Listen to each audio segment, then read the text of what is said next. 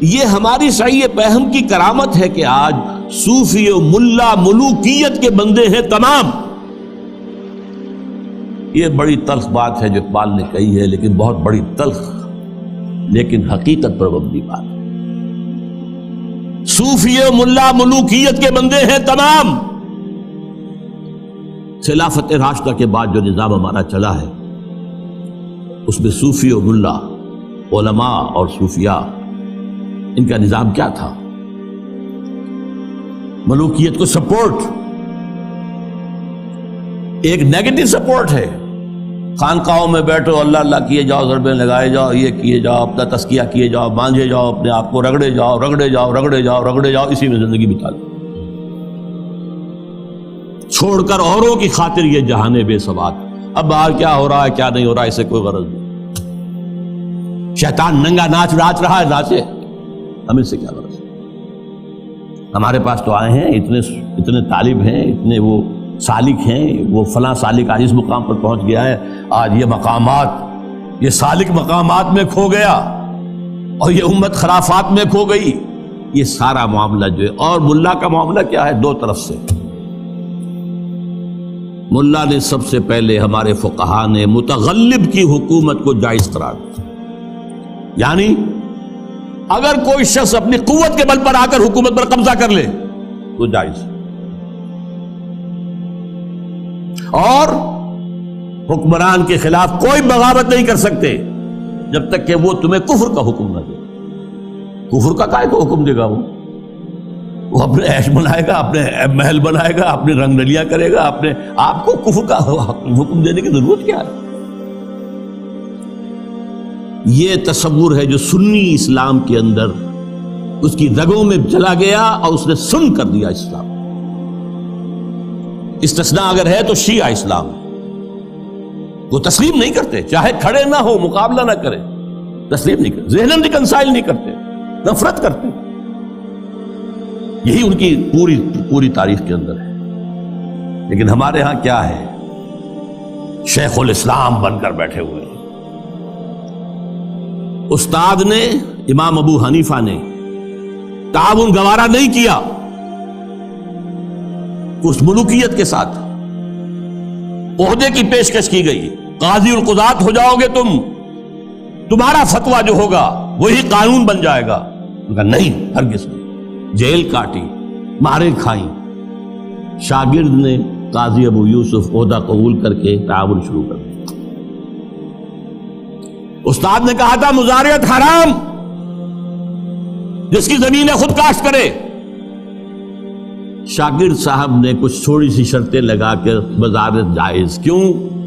ملوکیت کے پاؤں ہوتے ہیں جاگیردار. وہ جیسے کنسلا ایک ہم کہتے ہیں، ایک جانور ہوتا ہے جس کے بہت پاؤں ہوتے ہیں، سینٹی پیڈ اور اس طرح پاؤں، ایسے ہی جاگیرداری کے پاؤں ہوتے ہیں. یہ 30 ہزاری منصبدار ہے، یہ 20 ہزاری منصبدار ہے، یہ 10 ہزاری ہے، یہ 5 ہزاری ہے.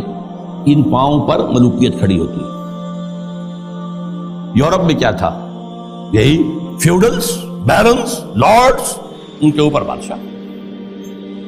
لہذا اور آپ نے دے دی بڑی جاگیر، لیکن ایک آدمی کیسے کاشت کرے گا؟ اسے مزارع چاہیے. ابو حنیفہ کہہ رہا ہے حرام ہے، کیسے بات بنے گی؟ لیکن نہیں، جواز ہے. یہ شرطیں لگا لو، جواز ہے. نمبر 3، اس سے بھی زیادہ تلخ، سود کی بھی ایک گنجائش اسلام میں پیدا کرتی. یہ ہماری فقہ، آپ جان لیجئے، فقہ کی بات کر رہا ہوں، کتاب و سنت ہے ہمارا دین اصل. ایتونی بشیء من کتاب اللہ و سنت رسولہ حتی اقول. یہ فقہ دین نہیں ہے.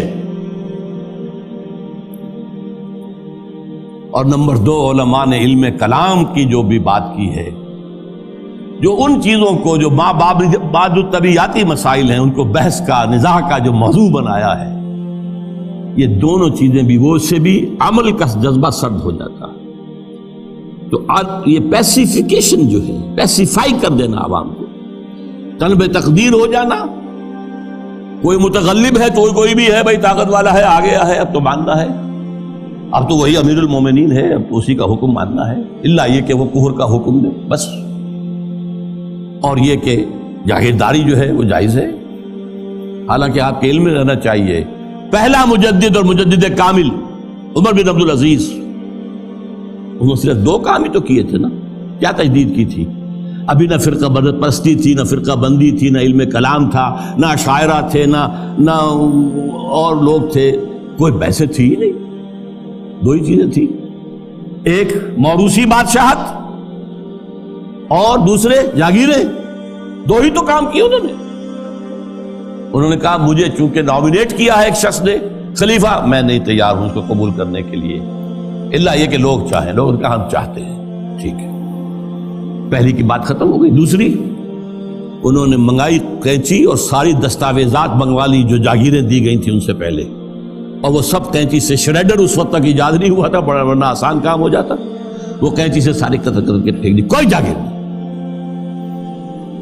لیکن اس کے بعد کیا ہوا؟ جاگیرداری بھی آئی، غیر حاضر زمینداری آئی، یہ سارے شیطانی جو ہے چکر سارے کے سارے آ گئے۔ تو فرمایا یہ ہماری سعی پہم کی کرامت ہے کہ آج صوفی و ملا ملوکیت کے بندے ہیں تمام۔ طب مشرق کے لیے موضوع یہی افیون تھی، ورنہ قوالی سے کچھ کم تر نہیں علم کلام۔ قوالی بھی کیا کرتی ہے؟ آپ کے قواعد عملی کو ختم کر کے سر دھنتے رہی ہے۔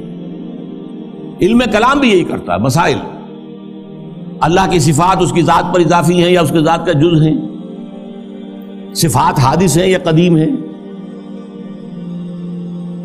اس کائنات کا کیا ہے ربط حادث بالقدیم، یہ کائنات حادث ہے، اللہ کی ذات قدیم ہے، رابطہ کیا ہے ان کا، کیا کنیکشن ہے؟ یہ مسائل جو لا ینحل ہے، یہ اس ماورا اس طبقے سے تعلق ہے ان تمام کا کہ ان کو حل ممکن نہیں۔ قرآن نے، حدیث نے ان کو چھیڑا ہی نہیں ہے، اپنی جگہ مسائل ہے، فلسفے میں بحثیں ہوتی ہیں، گفتگویں ہوتی ہیں، لیکن یہ کہ ان کو موضوع بنا لینا، انہی پر بحثیں ہونا،